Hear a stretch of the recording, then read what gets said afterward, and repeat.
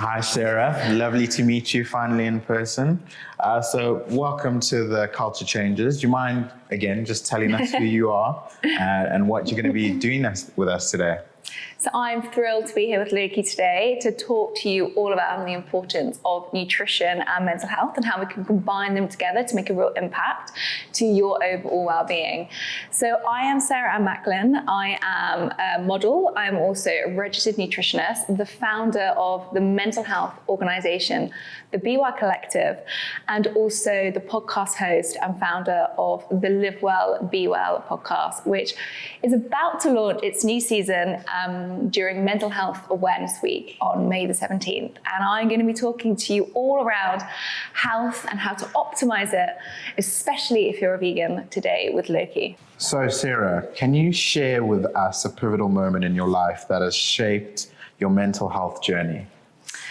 So sharing a pivotal moment that shaped my mental health journey. I mean, there is not one, there is many. I think I've had many twists and pivotal moments in my career. I actually started working at the age of 16, going to a very high performance, high demanding industry. But I would say probably the one that sticks out the most in my mind was around the age of 23, 24, when I naturally wanted to make the shift from being a full-time model where I was living in New York to actually going to study nutritional science back in London. And it was in this moment in my life where I went back to school. I was never really a fan of school when I was younger. I always found it quite tricky. I always felt I was quite slow. And when I went back, one of my first lessons in biochemistry, I decided to leave because I just couldn't understand what the professor was teaching us. I was finding it really, really difficult. I actually went in and said, I can't do this. I'm really struggling. Maybe this isn't for me. And I probably also doubted with myself because when you're a model, you also aren't always naturally looked at as being intelligent. And she actually asked me the question if I'd ever been tested for dyslexia or anything in neurodivergency. And I said no. And she took me to a test. I was then tested as a dyslexic and confirmed as dyslexic. And it was the first time that somebody had really kind of seen me for who I was, where I was struggling, but actually showed me that I had weaknesses but amazing strengths. And I say diagnosed dyslexia, but I have reframed it recently from somebody telling me that I should be calling it blessed with dyslexia because it's actually a superpower. And that for me was a real pivotal moment of my mental health journey because for the first time I felt that I fitted in. I understood how my brain worked. It just worked slightly differently to other people's, not on a linear learning process, and that was absolutely fine. And since then it's actually helped me build this amazing kind of entrepreneurial journey that I've been on, where I've actually thrived a lot more than being in a system where I wasn't understood. So for me, that was a very pivotal moment, and that led me to want to know more about nutrition and mental health, more around nutrition and neurodiversity, so how it can support ADHD, dyslexia, dyspraxia, autism, and that's where my interest in mental health kind of really started. So it's probably my most memorable. Incredible. So who or what inspired you in the past to take the journey that you did, and who or what is your inspiration today? So I think going back on my journey that I did, I think I've had a few moments. One was probably, I would say in the beginning, my mum was really supportive of me, because when you're 16 and you're giving an opportunity to leave your hometown, which was Portsmouth, where, the people that I was around, you didn't really have that kind of touching. It was like out of sight, out of reach. You didn't really think these opportunities existed, or I definitely didn't feel that anyway. So she really gave me the confidence to go to London, to travel around the world on my own at a really young age, and definitely gave me that confidence, because I think when you are from a town like Portsmouth, you don't see these opportunities very often, and it can feel really overwhelming for somebody it can be really overwhelming for somebody of that age if you've not grown up in that environment to go and do it. So I would say she inspired me to have the confidence to go and do these things. But then I have to say, at the age of 23, when I decided to pivot my career into probably a less financially stable career and going back to uni where I'd already had a mortgage and I had all these kind of financial restraints against me, I think my parents were quite wary of me leaving this kind of high-performing, glamorous career to go and study nutrition that nobody knew about. And I would say through that time, it was probably actually me listening more to my own intuition than anyone inspiring me, because I think I was going against the grain. And back then, which is like over 10 years ago, nutrition wasn't spoken about, mental health wasn't spoken about, and it wasn't a cool thing to go into. But I think it was kind of it felt like my inner passion to understand more about how I can perform at my best, how I can feel my best, because in that moment I wasn't feeling my best. I was feeling really low, very unworthy, and not very healthy from the inside out at all. And so I think it was my listening to my own intuition and purpose to actually go and do that. And since then I've had many inspiring mentors through my journey that have believed in me. So it's thanks to them as well. That's awesome. I mean, at Loki, we believe in empowering creatives that go against the grain. So it's awesome hearing you say that. And I mean, this next question kind of leads us on to one of the reasons we're here. But what was the driving force behind creating the Be Well Collective and how it has impacted your life and the lives of others? Yeah, I was going to say, so the Be Well Collective, what was the driving force behind me creating it? It's interesting. And I think the more I've learned around neurodiversity, there's not this linear path. And I think I've listened to many people who have started companies or, have gone on their own entrepreneurial journey. And sometimes there is just no philosophy. It's random. If you have an inner force within you that you feel that you need to do something, you just do it. So I definitely don't think I kind of sat there and mapped out what I wanted to do. I think I just went with my gut. And my gut was, I was in an industry where I was consumed with really poor health information. So I was basically morphed into this character where I was listening to people who had no health expertise. I was trying to look my best aesthetically, but also wanting to feel great because I was having to get up at 3 a.m. or fly every other day and have intense work schedules. But actually everything I was consuming was the wrong information, and it actually made me much sicker. So I really felt this kind of inner purpose to go and first study and then want to deliver the right information to each person, because everyone is so individual. So just from consuming something doesn't mean that it's right for you. You have to understand your own body, your own mind. And then the more I started to understand myself, but more that I became self-aware of who I was and what worked for me, the more I realized around the connection with mental health as well, and actually how health is not linear. It's not a linear journey.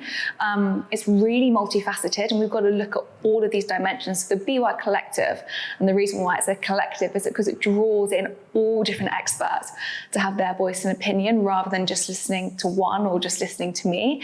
I believe as a community, and as you bring in the right experts, the louder voices, the more right information you can get your hands on, and the more power you are going to have as an individual to make your own health choices which are right for you, rather than be marketed the wrong ones by one person. So for me, it's about kind of bringing together this big group of health experts, giving you enough knowledge for you to make the correct decisions, what's right for you. And also it's about fostering a community. So for me, I never really had a community. In the fashion industry, it's so interchangeable. So from the ages of 16 to 23, every other day I was with somebody new. I never got to foster deep, meaningful relationships. They were quite surface level because I never had enough time to spend with people. And I never really had a safe community to go to. So for me, creating the Be Well, it was a hub of people where we can all come together, we can share our stories, we can learn, we can listen, people can be seen and be heard. And having those connections for me is the critical pillar to health. How we share our food, how we feel about our day, how we share our stories, all of these things foster connections. And sadly, especially even since COVID, we've realized the importance of this. But for me, I think I realized that from suffering with loneliness till the age of 23 and not understanding that that's something that people can suffer with. So the Be Well Collective is kind of bringing that all together in a community. That's awesome. I was just lost in your explanation. It was so well worded, so so much nutrients, let's say. So, speaking about nutrients, as a nutritionist, have you ever witnessed a transformational change in someone's life? And can you tell us about this experience? I have. Do you know what? As a nutritionist, it's one of the biggest pleasures when somebody comes to see you and they feel like they've lost hope in their health, either because they've been given the wrong information, which is where I started, and they've been led down, sadly, a really poor path, even though they've really tried to implement all of these different health changes. It's just not been right for them. Or they just feel that they are so unaware that they don't know where to start, and they're so overwhelmed, which again, so many of us are, because we're imploded with so much misinformation. So I work with a real range of people, and I've seen people reverse their diabetes, which has been amazing, come off not blood cholesterol, come off their cholesterol tablets. That's also been really transformative, especially in kind of different cultures as well. I've worked with a lot of people from Indian cultures, and they have very high amounts of cholesterol, and we've managed to reverse that, bring them off all their cholesterol tablets. I work with a lot of people in high performing industries, so a lot in the music, a lot from Netflix, a lot from the modeling careers, and I've really helped support them through their journeys of filming and see them kind of thrive throughout it, where in the beginning they don't have the energy to kind of foster what they really need for those scenes. But I'd say something that is really really close to my heart, the one that sticks out in my eyes the most, is actually my dad. He is a man who grew up in Portsmouth. He's a builder, bricklayer, working class, very working class. And he, grew up on meat to veg. If he was lucky, didn't really eat vegetables. And you can imagine what a bricklayer's diet's like when they're out on site. It's a bacon sandwich, and in the evening it's a beer. My dad sadly got type 2 diabetes due to dietary choices. And his daughter, being a nutritionist, obviously wasn't going to stand for this. So he didn't come to see me as a patient, but I made him come to see me as his daughter. And through 6 months, we not only took him off his medication, we totally reversed his type 2 diabetes just through food. And it's different when you see this with somebody who is your father, because you have this insane amount of care for them, and knowing that it's such a simple factor of just how he can change his diet. So it's not restricting, it's actually including more nutrients, more nourishment, just taking down those carbohydrates and increasing them with the good amounts of fats, and reducing those beers in the evening. Just these small changes. Not only did he lose weight, but he's completely transformed his life now, and he actually enjoys cooking from it. So seeing his mindset change, which I didn't think he would do, and seeing his health benefits have been amazing for me, and I really try to carry that through with all of my patients as well. That's incredible. I love the personal touch as well. It always hits harder when it's closer to home. It does. So yeah, I think that's kind of the perfect segue for you to show us one of your nutritional meals, and we can continue the interview whilst you prepare something delicious for us. Hey, so what I'll do is I'll get it all ready. Otherwise you'll hear crackers and wrappers opening.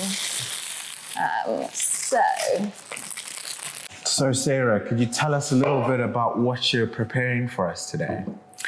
So I am doing a vegetarian grilled courgette, because they are in season now. It's spring, it's the courgette season. And I just think they're such a delicious vegetable to have when they're in season, with quinoa. And then we're going to have sun-dried tomatoes in there, some roasted peppers, loads and loads of garlic and lemon, and one of my favorite herbs and spices, which is the tar. You can add it to any salad, and it just brings out a real zing. We're going to have some pomegranate in there for kind of a burst of sweetness. And then we're going to have a poached egg on top as well, or actually maybe a soft-boiled egg. I haven't figured out yet. I'm definitely someone who just adds as I go along and creates the recipe up, because I feel like it always goes with how you feel. I never really cook the same recipe twice. It always seems to differ, which I think is also a really good tip for anyone who is following a recipe and they might not have one or two vegetables or ingredients, actually just to mix it up with a different grain or a different vegetable in the season, because it will always work. As long as you've got like your pantry staples as your herbs and your spices, then you're good. Awesome. So we're going to do, the reason why I picked this one actually is because I know that we're focusing a lot on vegetarian cuisine, which can sometimes lack in protein if it's not put together properly. Because in meat sources and fish sources, you do get all your amino acids, or your essential amino acids, and they're essential because you have to consume them in your diet, or you can't make them in your body. With vegetarian sources, you have a couple of full amino acids in there. So there's 11 essential amino acids that you need to include. And that's in soy, in quinoa, and they're the two ones that you can have in a vegetarian diet. But everything else you've got to combine. So having hummus and bread gives you all of those amino acids, but having one on their own only gives you 6. So it's really important in vegetarian cuisine to actually mix different protein sources together to making sure you're getting all these essential amino acids. Whereas meat eaters and people that eat fish can get them quite quickly, just from one source. And the other one is an egg. So that's why this is not vegan, because all protein is referenced to an egg. So your egg is like your number one protein source. So all the other food is actually referenced to an egg because it's got all the essential amino acids that you need to kind of the top degree. So I'm popping that in, but if you take the egg out, then you'll still get all of your protein in the quinoa, but it just gives you that kind of extra kick, and also gives you B12, which is important for your mental health and your nervous system.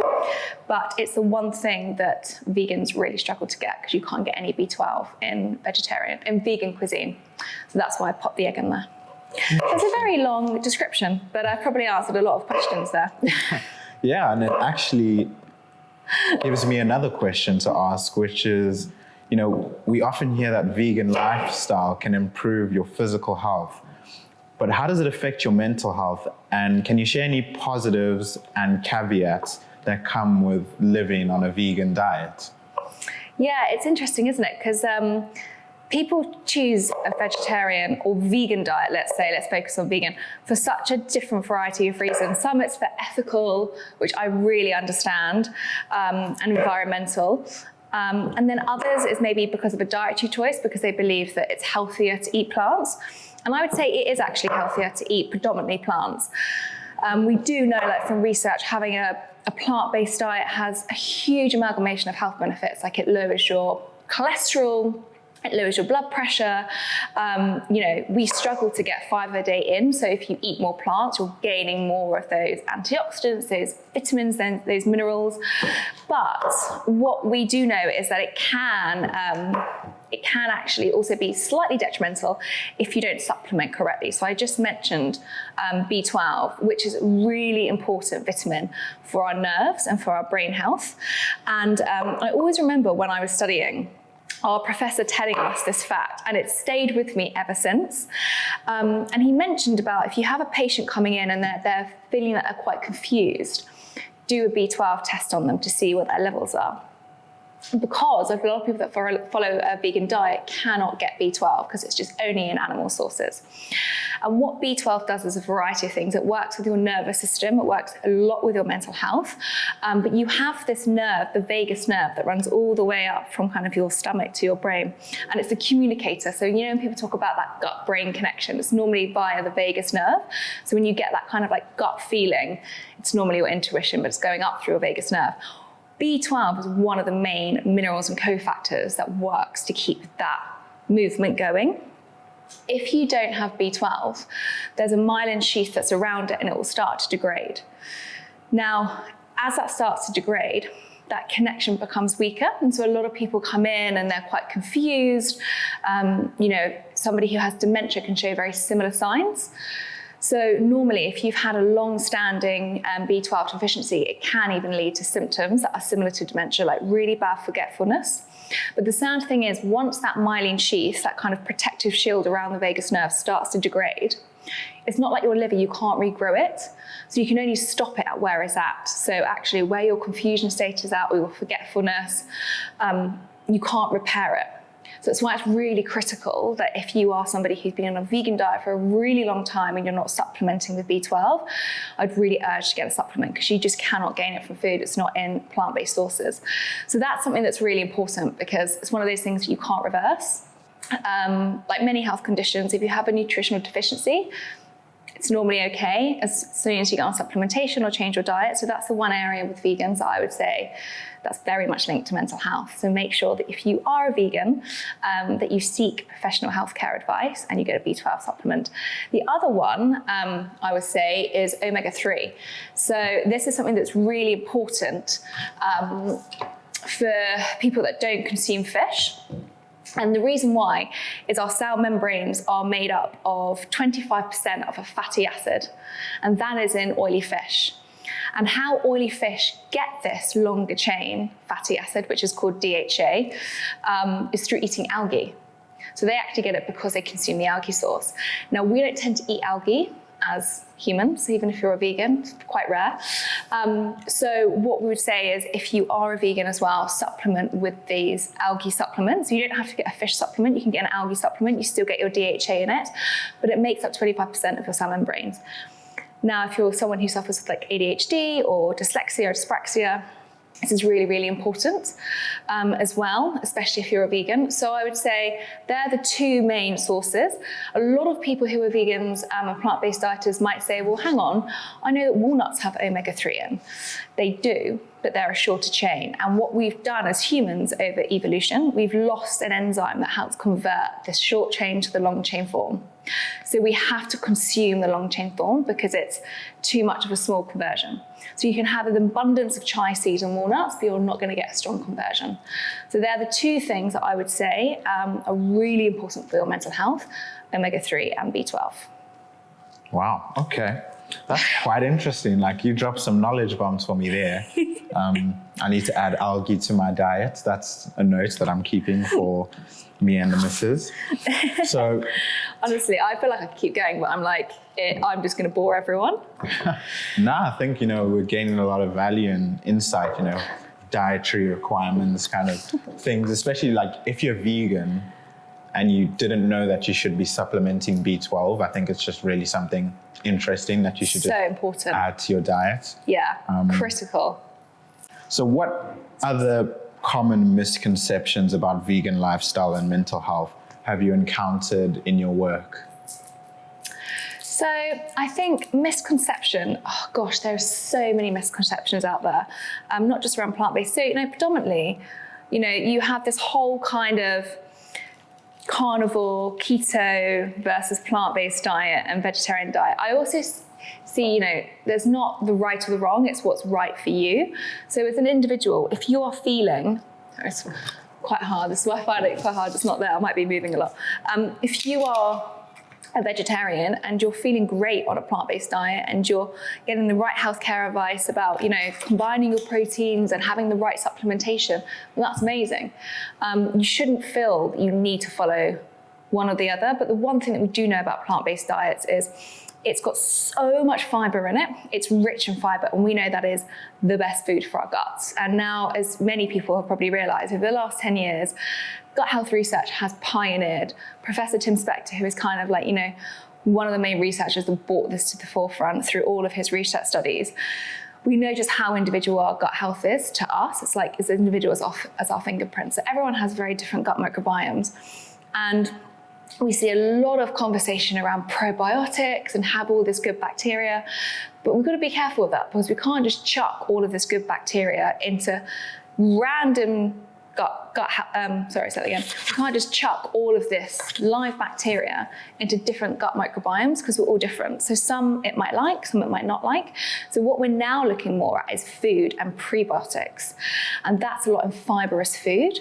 So we know that plant-based diets have more of an abundance of fiber and more prebiotic foods, and that is actually fertilizer for the gut. So what that does is it actually comes into the gut microbes and it feeds it. So it's fertilizer, because we don't break down the fiber into energy, it's non-digestible. So basically fiber is food for our gut microbes, and that's why they love it. So we see an amazing diversity in our gut microbes for people that have more plant-based foods in their diet. Doesn't say that meat eaters don't have that, but if they're having enough fruit and vegetables in their diet, they will be. But we see a lot with vegans and vegetarian people that they do have more diverse. It's not just about how much, it's about the diversity, and that's the key word. So you could be eating plant-based foods every day, but if you're not having a diverse range, then it's not actually going to be as beneficial for you. So the biggest thing is how many different fruits and vegetables can you get into your diet a week? And I always say try to lean a bit more towards vegetables because that's lower in sugar, but always cook with the skin on, because that's really important, because that's the fiber. As soon as you take off the skin, you lose the fiber.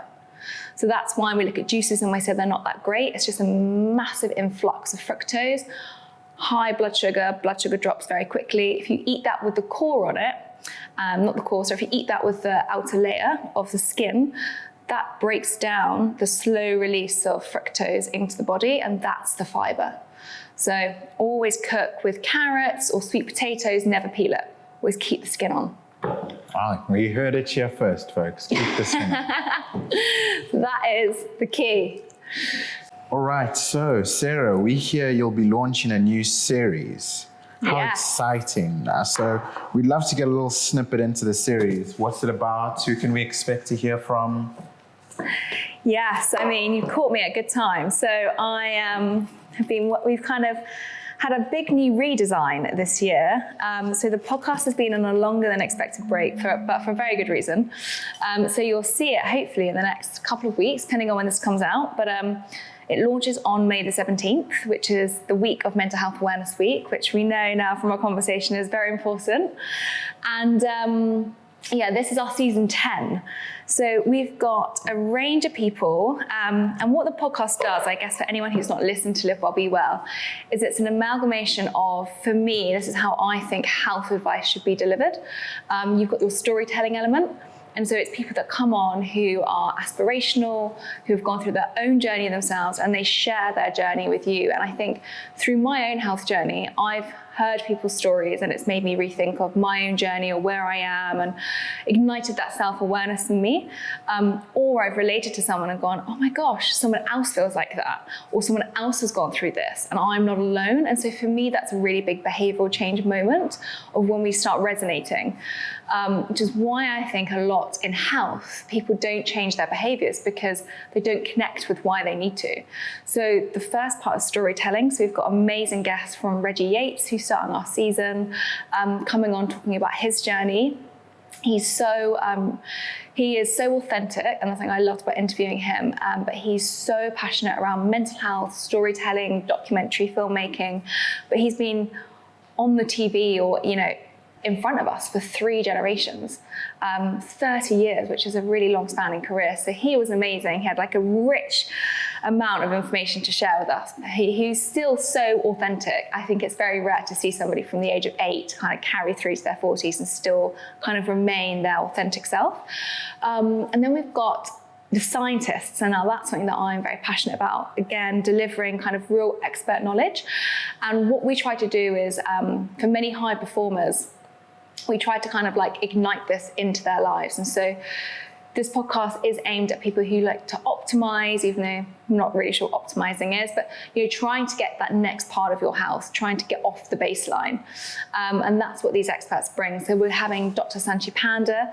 He is, if people have not watched his TED Talk, go and listen to it before you listen to the episode. He's one of the biggest TED Talks of all time, and his research is all around chronobiology, so our circadian rhythm, our internal clocks, intermittent fasting. He's the guy who kind of brought this to the scene, but an incredible professor. We've got Dr. Mindy Peltz. She's just written an amazing book on how to fast like a girl. So again, quite similar, but how it's very different for females and our hormones, and that is really important. And then we've got I was trying to think actually. We've got different people from Brian Johnson. He is the guy, a big entrepreneur who sold Braintree to PayPal many years ago and basically destroyed his health from trying to build a massive company that he sold for 800 million. And now he's using all of that money to invest in longevity, and he's trying to biohack his body down to the age of 18. So his skin is now the age of an 18-year-old. He's reversing all of his organ ages, and he's putting, I think it's like 80 million into doing this for science. So he's got all of the top professors from Cambridge and Oxford and Stanford. So he's going to be like a real medical experiment. So we've got him on the podcast, which I am so excited to. We're filming with him next week. So yeah, we've got a really big array of amazing guests on this season, which I can't wait to share with you. Well, that does sound very exciting. Spending 80 million on biohacking your body down to the age of 18 sounds like something I would definitely be interested in listening to. Insane. I don't know if I can afford it, but definitely interested. Hopefully he'll revolutionize it for all of us. Although my question to him is, why do you want to live that long? Why do you want to live that long? That is a good question. Well, tune in to Live Well, Be Well to find out. Yeah, and also I'm going to say this season we've signed an exclusive with Apple. So we will, for the first time, for the real kind of inner core circle of ours, if you listen to our podcast or you've just heard about it and you want more information, you can actually now subscribe to Apple and get 2 new bonus content episodes a week exclusive to our listeners. So yeah, we've got that coming out too. Awesome. So besides your upcoming series, what other projects or causes are you passionate about and currently working on? So I think the podcast has been such a big main focus, but there are quite a few other projects that I've got going on at the moment. We've got a big mental health awareness event coming up in May. So we're working on that because the topic for this year is anxiety. So we're doing a lot around that this year. And then there's a few other things that I'm working on behind closed doors that I can't speak about, but hopefully you should see in the next year. But there are a few projects that I've kind of been building for the last year. And it's one of those ones that I'm not sure if I can talk about yet, but there will be lots more that you can kind of gain from me in the next year, but I don't know how much I can talk about it yet. Okay, so just be aware. Be aware. Keep an eye open. Subscribe to my newsletter. And yeah, you'll be the first to know when these new things launch. Perfect. So backtracking to the conversation about mental health, because I think it's something that kind of affects everyone, even if you don't realize it. For anyone that's currently struggling with their mental health, what is one piece of advice you would give them to help them on their journey? I think it's amazing that you've kind of asked this question actually, and it's so important because you mentioned, people might not be aware, but everyone struggles with their mental health. And I'd say on that, we all have a brain, so it needs support. Just like our body needs support and our muscles need support, especially as we get older, our muscles need even more support because we need to support our bone health. Same with our brains. It's mad that we don't seem to have like a toothbrush for our brain. We have a toothbrush for our teeth to make sure that they're not going to rot and decay, but for some reason we don't seem to have that. And we still get plaques in our brains. That's what Alzheimer's is. So it's crazy that we've kind of got to this high stress, high performing environment for so many people, but we have no philosophy or idea of how to keep a mental daily practice. And so you might not have a mental health disorder, diagnosed, but we all suffer with mental health. We all suffer with stress. And I would love to meet somebody who's told me they've never had stress in their life. If you've had stress at any point in your life, you've suffered with mental health because it's an extreme load of pressure that your brain is trying to cope with. Doesn't mean that you have a mental health disorder, and they're two very different things, but we need to maintain our mental health. It's so critical. We need to be brushing it, flossing it, lifting weights to keep it really healthy. So if you're somebody that feels like you are really suffering with your mental health, or you feel that, you don't know who to speak to, then I would say head to the Be Well Collective's website. We've got a whole list of helplines on there, from 24-hour services to LGBTQ groups to women's groups to men's focused therapies. Like, go on there and find a helpline and support line. Sign up to our to our we have regular meetings every month, sign up to that, or reach out to friends. I would say that, when I had a conversation with Reggie Yates, the reason what I think really helped him stay grounded is that he was open and authentic to the people around him. And it can be very hard because not all of us have that, or not all of us feel that we can speak to people around us. But actually trying to be honest with those around you of how you're feeling is really important. And normally sharing your story or sharing how you're feeling allows someone else in your life to open up to you. So if you don't have any close friends or support networks, try and find one. Try and find an ally. Maybe a close friend isn't right for you because it feels too close to home, but trying to find someone around your vicinity in your life that you can actually share these experiences with and open up about how you're feeling. Just that first step to kind of being honest with yourself is really, really important. So the relationship between our mental health and our diet isn't really spoken about quite often. But from what you've told us today, it seems as if there's obviously a conversation that needs to be had about how our diets affect our mental health. Could you expand on that for us? Yeah, definitely. So I always talk about food as an analogy of a car. So for instance, I have an electric car. Now, say it's running low on energy and I try and put fuel into it, I try and put diesel in or I put petrol, it won't work. And our bodies are the same, right? Our bodies need nutrients to thrive. They need different nutrients for different cofactors within our body to send signals, to make hormones, to make neuromodulators, like serotonin as a neuromodulator, dopamine, these are all kind of our feel-good, happy hormones. GABA, that is our anti-anxiety hormone that helps us calm down. So when we have deep breaths, GABA is ignited, and that's what calms our nervous system down. But all of these things, they need nutrients, they need minerals, they need macronutrients, they need vitamins. And sadly, where we are today in our Western healthcare system is we are living mostly 2/3 of our baskets are full of processed foods.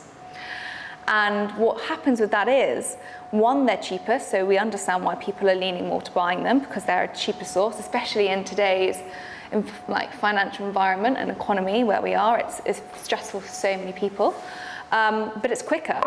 And we live in a world of convenience. And so what we've lost is getting nutrients that are really important for our body to thrive, not even just to kind of maintain, just to get that balance right, is we are now living on predominantly processed foods. And so what that is doing is actually feeding a lot of foods that our body doesn't thrive on, that doesn't need. And so what that's leading to is a lot of metabolic disorders like obesity, type 2 diabetes, and we are seeing huge rises in depression and mental health. And there is a massive link with not feeding our body correctly. We're not making the right neuromodulators, the right neurotransmitters that our body needs to thrive. And if you think about it, our gut health, which I mentioned earlier, our serotonin is made in our gut, so it's not actually made in our brain. So if we're having really poor gut health, and we know that there's a lot of people that suffer with IBS, have higher levels of depression and anxiety, IBD, again, Crohn's and colitis, higher depression rates and higher anxiety rates. What we're doing is we're not making these serotonin neurotransmitters within our guts, so they're not crossing into our blood-brain barrier. And our gut health is really important, and it comes from the food that we eat.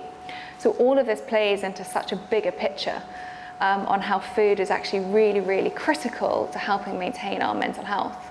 And also, we know that when we eat better, we tend to feel better.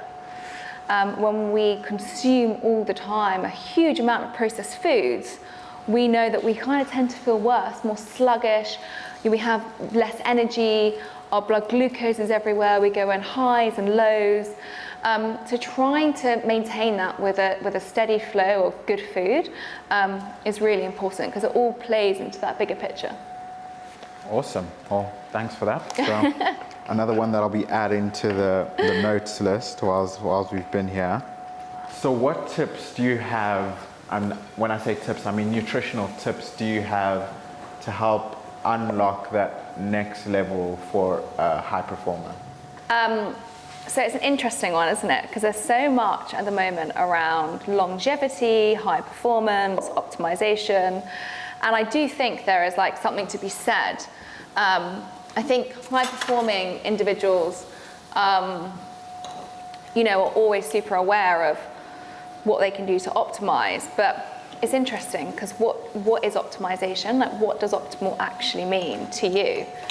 And I think it's one of those things where it's not just looking at your diet, it's looking at kind of your sleep routine, how much sleep are you getting? So if you're not getting enough sleep, that's gonna already interact with your hormones, and you're gonna wake up and you have a hunger hormone called ghrelin, and I like to call it gremlin because it's like a gremlin, and it comes out and it basically ignites your hunger signals because you need more energy because you're also too sleep deprived, so you need more glucose in your system. So normally you crave carbohydrates when you're tired.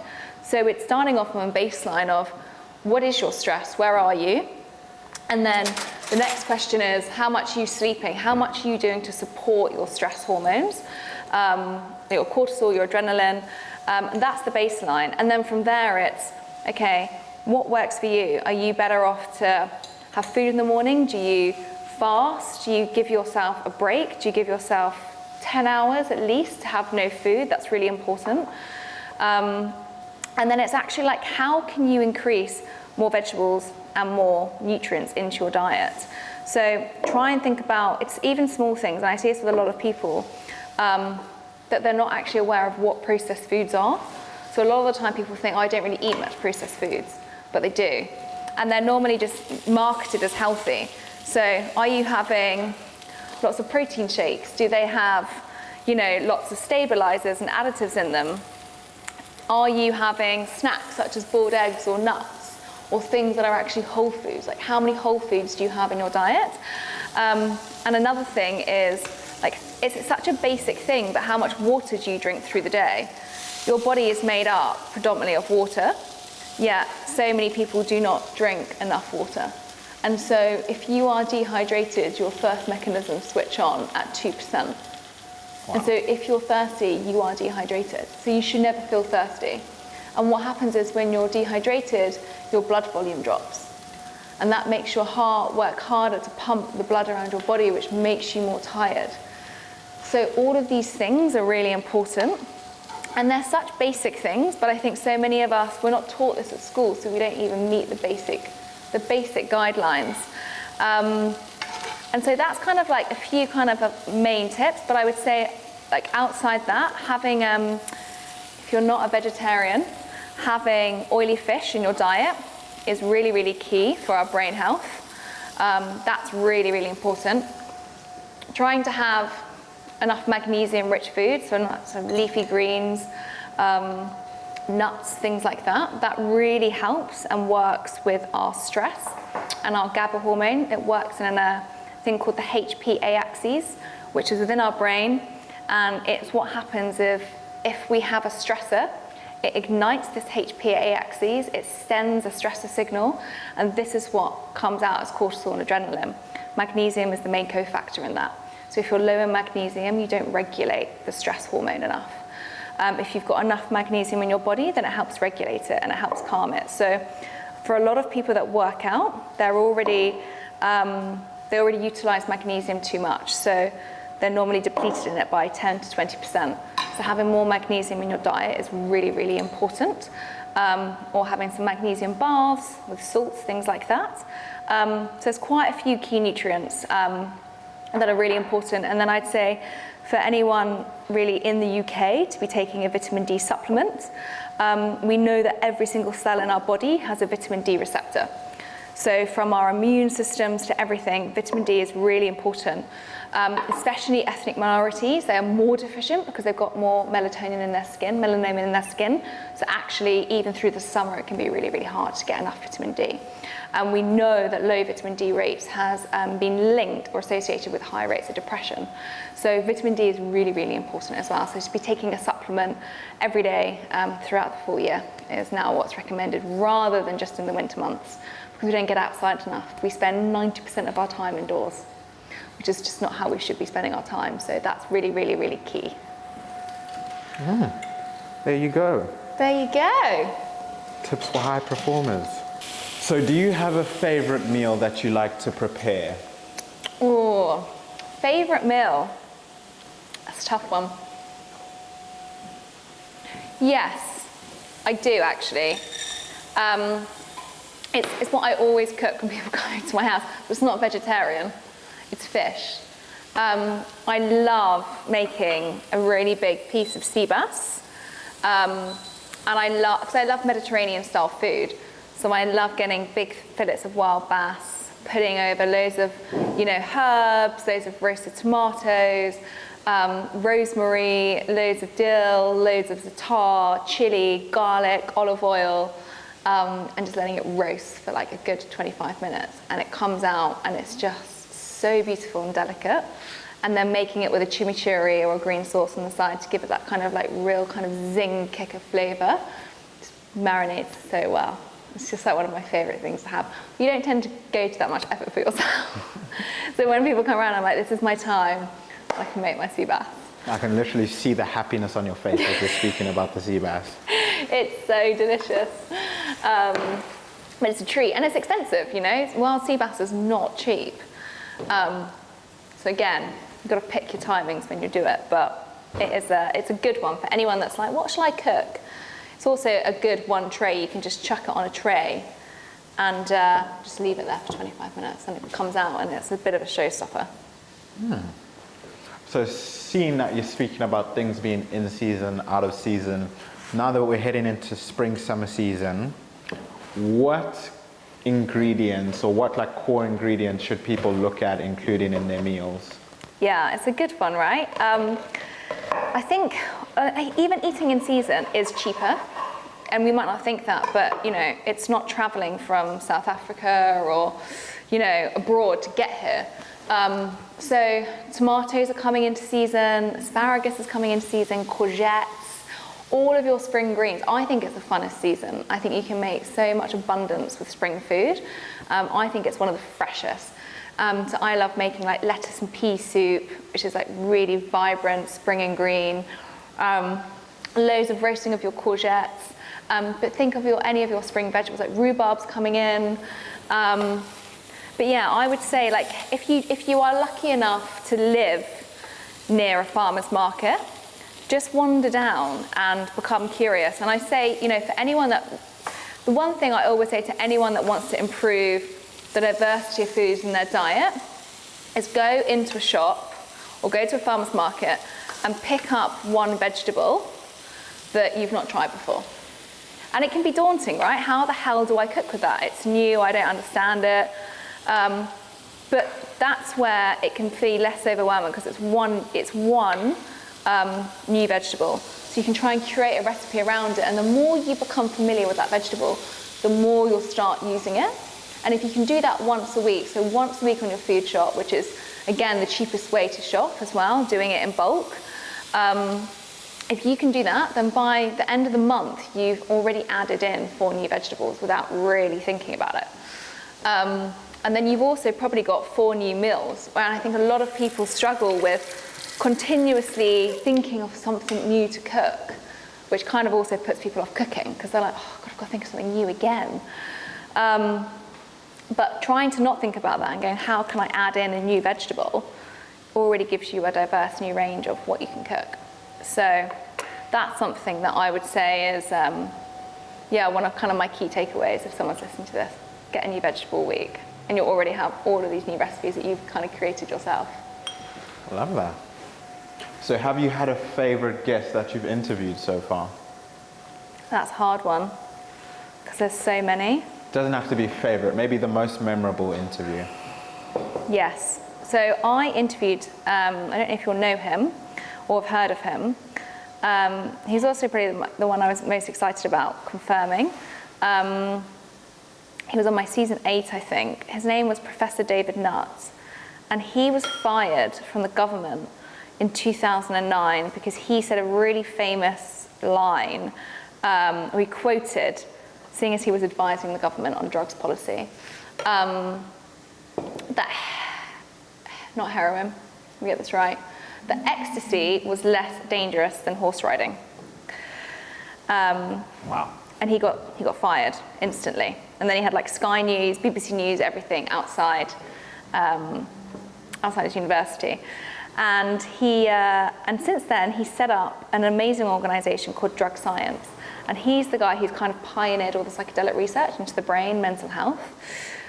Phenomenal man, like completely phenomenal man. And I drove to Bristol to interview him at his house, which was also just kind of like an amazing moment to be sat surrounded in his like room full of bookcases of all of his publications and all of his awards that he's got, but also just hearing his journey and his story. And he's just pioneered all of the research into psychedelics. He's doing a lot into anorexia nervosa and how that can be treated. He's the first person to prove that you can treat addiction with psychedelics. He's done a whole book around cannabis and the benefits of cannabis and the medical grade cannabis.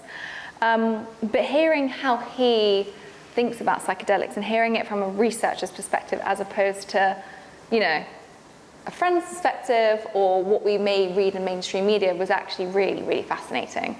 And hearing his journey to wanting to get the information, the right information out there and how it should be applied in treatment programs and all of those things. For me, it was one of the most memorable conversations I've had. And really timely, because it's, you know, Michael Pollan and all of these kind of documentaries are coming onto the scene a lot more now. But he is kind of like one of the first key players in this area. And he's also just like a real advocate for kind of standing up for what you believe in, even if it goes against the grain, you know, and he's kind of proved himself now. But he's taken a lot of crap along the way. That's interesting. So on your journey, what would you say has been your biggest hurdle that you've had to face? I think my biggest hurdle that I've had to face, there's a few. I kind of like to think of myself as being like quite honest and open about what I've had to face. And I think like there was something that I think you were going to, and this might be the question, but a really big misconception or hurdle that I've struggled with is I think I started in as a model, and I'm still a model to this day, but it's not kind of like my leading career anymore. And I had to make a really hard decision, you know, on whether to go and study and pursue what my passion was at that time, which was nutrition, even though it wasn't cool. And that led me to my New York agency dropping me because, oh gosh, they're a bit burnt. Might take them out of shot. Because I couldn't be in New York, I couldn't be there modeling, which I understand. So I think for me, going into the science sector and going into nutritional science and understanding more around the psychology of food and behavioral change and wanting to also be a communicator in this, I think I found it very hard on where I fitted in, because I think a lot of people judge me from being a model.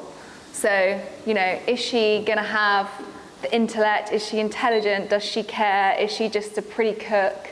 I had all of these misconceptions about who I was, and I felt like I really had to prove myself. I'm like, no, I'm a scientist, I'm a researcher, like I'm very passionate about what I do, but I'm also really passionate about making this accessible and not making this that unless you have a science degree, you're not going to understand what I say. And I think when I first started studying nutrition, you know, people were like, oh, so you just, you know, tell people what to eat and it's very simplified. And it's like, well, no, not necessarily. It's a biochemistry degree. And for me, I felt time and time again, I had to continuously prove myself that I had put the work in and I was good as the guys that were talking about this. And so I think for me, that was probably one of the hardest parts for my career, was that career transition, thinking like, what was I doing? Was it right? Are people going to take me seriously? And just feeling that I had to work and prove myself that bit harder because of my kind of previous job, which set an image and a tone for who I was. So I feel like I've had to work really hard to, not that I'm ashamed of it, I'm really proud of what I've achieved in my modeling days. And it's a job that I love, but I felt like there was so much more to me. But getting people to see that was quite hard. And getting people to take you seriously. And I still think it's a really male-dominated area in the research science field, especially in the scientific side. I think most of it is male-dominated. So you're having to compete against these voices, which is quite difficult. So I think that's probably like the one thing that sticks out in my mind. But I think it's just driven me to kind of work harder. So your hurdles are what motivate you at the same time? Totally. Okay, I think we're nearly there. What tips do you have and hacks for mental health do you have that you use yourself? Yeah, it's a really good question. So again, I'm definitely human and, don't always do what I should do. And that's really important to stay. I think when you're a nutritionist or when you're a mental health kind of advocate, everyone kind of thinks, do you do everything by the book? And the answer is no, I don't. I definitely have days, when I know I could be doing more or supporting myself better and taking time out of my day and giving myself breathing space. But I think what I do really try and do is exercise is really important for me. I really try and move my body every day, whether it's going for a run, that's something that I find like therapy. Whether it's, even just getting out for a walk, I have to put breathing space in my diary, because otherwise I just work through the day and I don't get out. And I know that if I don't get the daylight or I don't get fresh air, it really affects my mental health. I also kind of write down in the morning things that I need to do, which kind of just really helps kind of create an ordered system for my mental health, to not let myself get too overwhelmed or too stressed out. That's really important. So how I protect my mental health is a range of things. It's not always perfect. Like many of us, life gets in the way and, it's not always how I want it to be. But I think a really big part about making sure you're aware of it is that when those stressful times come, you actually are better mentally prepared to deal with those situations. So for me, it's really making time in my diary. So I make sure I get outside every day, I move, I either go for a run or, I even go for a walk. But if I don't put breathing space into my diary, I just don't do it and it doesn't become a priority. So just like a meeting's put into your diary, so is my movement, so is my breathing space. So that's really important for me. And I've made that a top priority in the last kind of couple of years. Before then, I would just do it when I get a chance and then it just never really happens. So that's really important for me. And then writing down in the morning things I need to do, not if it's just work, but life stuff. Being able to make lists for myself, I find really important for my mental health. So it just helps reduce that overwhelmment. And then for me, going to therapy is really important. Having a therapist, it's not always affordable all the time, but knowing the right people to reach out to when that's important, that's really, really important for me. And also just communicating, in my relationships, with my family, with people around me, making sure that I'm honest with actually how I'm feeling is really important. Because if I'm not being honest with myself, then I'm not looking after myself. And I found that really, really important for me and for my mental health. So there's kind of numerous different ways on how I try to be, but if I know I've also got really stressful weeks coming up, I really try to, for the first time, really forward think on how I can support myself rather than being in the midst of the whirlwind and then not actually having any tools. Having meditation isn't always accessible or quick for everyone, but even just having some deep breaths, reminding myself, taking my shoes and socks off and feeling the ground, these small things that really help me in those moments. So yeah, there's kind of a range of different things that I do. And I think one of the top things I do for my mental health is my brother got a dog 2 years ago, and he has transformed, my relationship with mental health because he gives me so much joy. And so I think making sure that everyone has something that brings them complete joy is really important in their life, and making sure you integrate that into your week, into your day, not just saving it for a weekend, making sure you're doing something that actually is giving you joy and happiness is one of the biggest things, and not just thinking about when you need to access it, making it part of your life. So I'm going to put in a little top tip here. So I know that we've got, all of our protein that we need in the quinoa and also the egg that's going to go in. But, if you don't eat meat or you don't eat fish or anything like that, and you're struggling with iron, I wouldn't say it's going to help someone who's iron deficient, but If you're somebody, a woman, maybe you've got heavy menstrual cycles and you're struggling to get enough iron in your diet from plant-based sources, adding in some lemon or anything that's vitamin C rich food, so having some orange juice on the side, or putting some strawberries in over the top. But I always add lemon because it's just the easiest. It helps increase the bioavailability of the iron source in the plant-based food. So I always say, especially to women who are like menstruating or anyone who's worried about their iron, adding in vitamin C rich foods alongside your plant-based iron sources like spinach is really, really good way to kind of help maintain that iron intake. So tell us what inspired this dish. So I'm always someone of colour. I think if you've got good colour in your dish, then you've got a good array of vitamins and nutrients. And when I think about, I mean, a lot of people go, oh, I couldn't live off salads, but I kind of think when you think about this, there's so much goodness in there. And I also quite like a warm salad. But I also don't think of this as a true salad because it's got so much good carbohydrates, good protein, really good fats. But you can just get so many different varieties of food in here. So I thought about like, how can I get some really good healthy fats? So we've got lots of nice olive oil, we've got some nuts toasted. And I also like to have different textures in my foods. So having that like crunch from the toasted nuts, and also the tomatoes that I haven't cooked for that reason. And then the softness from the quinoa, which has got your proteins and your fats in. But then you've also got the beautiful kind of spring taste coming through with, you know, your roasted courgettes and everything, and your sun-dried tomatoes. So together you've got like a really good mixture of healthy fats from the nuts and olive oil, carbohydrates that you need, but also a good amount of carbohydrates from your courgettes, which, don't forget, vegetables are good carbohydrates, and again your protein. So it's a really good balanced meal, but like it just looks flavorful when I look at it. It does look scrumptious. And having the poached egg or the soft boiled egg on top, you know, just kind of adds in that extra kind of piece of protein, but also something that's just a bit more creamy. If not, I'd put in avocado or I'd put in hummus on top as well. But I thought I'm going to go for an egg on top and make it more of a lunch dish. Love it. So here is my final creation. What I ended up making was a delicious meaty salad for you guys to have for lunch or dinner. It is packed full of so much nutrition, incredible amounts of protein in this, and if you are vegan, you can just simply remove the egg and you will still have an abundance of protein in there. We've got some toasted pine nuts and flaked almonds.